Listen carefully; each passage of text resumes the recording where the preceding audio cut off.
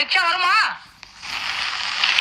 Rickshaw தானா வராது, நானும் சேர்ந்து வந்தா தான் வரும். ரிக்ஷா ஓட்டுற உனக்கு இவ்வளவு கொழுப்பா? நீ மட்டும் என்ன ஏரோப்ளேனுக்கு டிக்கெட் எடுத்துட்டா இங்க வந்த? வேமானி அதுக்கு வக்கீல் இல்லாம தானடா இங்க வர்றீங்க. சரி, ஃபர்ஸ்ட் கிளாஸ் வேணுமா, செகண்ட் கிளாஸ் வேணுமா, தேர்ட் கிளாஸ் வேணுமா? என்னது ஃபர்ஸ்ட் கிளாஸ் செகண்ட் கிளாஸா? நம்ம வண்டியில 3 குவாலிட்டி இருக்கு. டாப்ப கழிட்டா தேர்ட் கிளாஸ், டாப்ப போட்டா செகண்ட் கிளாஸ். இந்த சீட்டை அப்படியே திருப்பி போட்டு ஃபேனை போட்டா ஃபர்ஸ்ட் கிளாஸ். எனக்கு ஃபர்ஸ்ட் கிளாஸ் தான் வேணும். உட்கார். அப்பா அம்மா, எங்க போன? சேலத்துக்கு போ. என்னது சேலத்துக்கு ரிக்ஷாலயே போறேன்?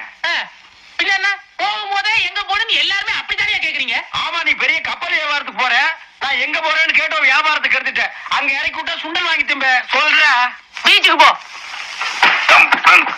ரிக்ஷா எடுத்து முடிக்காது, விடுப்பா. எங்க அப்பா, ஒரு சின்ன மலைவை உட்கார வச்சு கால் கூட எடுக்க முடியல சாமி. ரிக்ஷா வராது, இறங்கி போ. என்னது இறங்கி போறதா? முத சவாரி ஆயிரி இருக்கிற.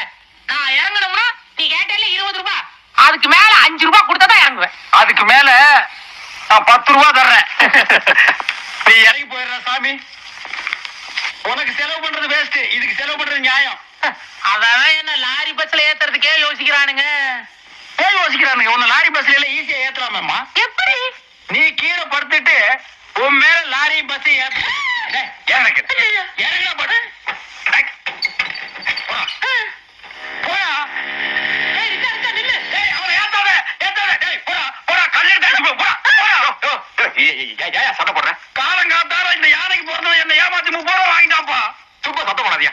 இப்படி சத்தம் போடுறது குடியிருக்கிற வீட்டுல துரத்தி விட்டு தெருவில் வந்து நின்றுக்கிட்டு இருக்கான். ஆனா நீ கவலைப்படாதப்பா, புதுசா நான் ஒரு வீடு முடிச்சிட்டேன். அப்படியா?